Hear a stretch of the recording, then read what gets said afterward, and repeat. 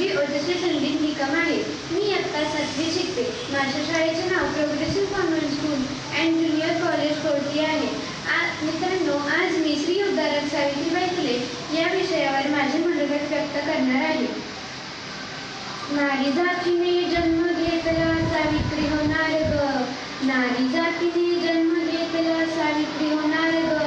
खडू फळ्याची शपथ घेते मी सावित्री होणार ग.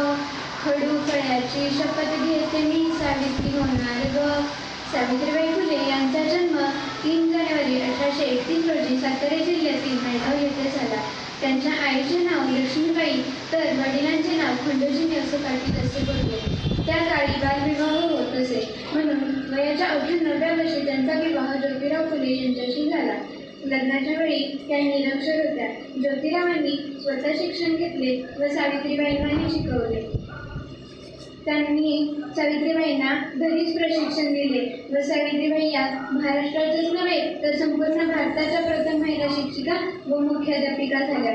सावित्रीबाई फुले यांच्या जीवनकथेचा अभ्यास करताना त्यांचे कार्य आणि विचार हे काळाच्या पुढे धावत असल्याचे लक्षात येते. 21व्या शतकाकडे वाटचाल करत असताना त्यांचे कार्य आणि विचार मार्गदर्शक ठरतात. अशा या ज्ञानप्राप्तीच्या अनुषंगाने अपेक्षित माहिती स्त्रोताच्या संदर्भात येथे एक मुक्त चिंतन या चारोळीतून जाणवते. किती भोगले किती सोसले तरीही तिने शिकवले. किती भोगले किती सोसले तरीही तिने शिकवले. स्त्री शिक्षणाचा धडा तिच्या पुढे साऱ्या लेकींनी गिरवले. तिच्या साऱ्या लेकींनी गिरवले. सावित्रीबाईंनी अनेक साहित्यिके लिहिली. त्यापैकी काव्य फुले व 52 कशी सुगतरत्नाकर ही साहित्यिके प्रकाशित झाली.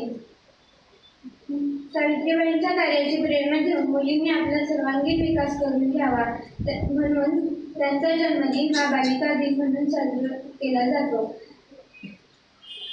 माजी शिक्षक या संदर्भात माजी शिक्षण संचालक श्री बी चिपळूणकर म्हणतात की मुलींच्या गळ्यातील सूर जागावा, त्यांच्या वाणीला संस्कार मिळावेत,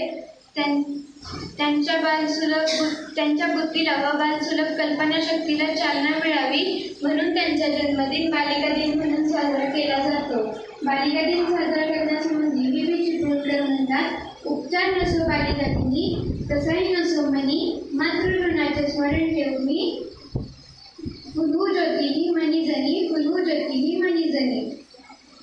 सावित्रीबाईंच्या जीवनात डोंगरा एवढे दुःख ज्योतिबांच्या निधनाने कोसळले. इसवी सन 1888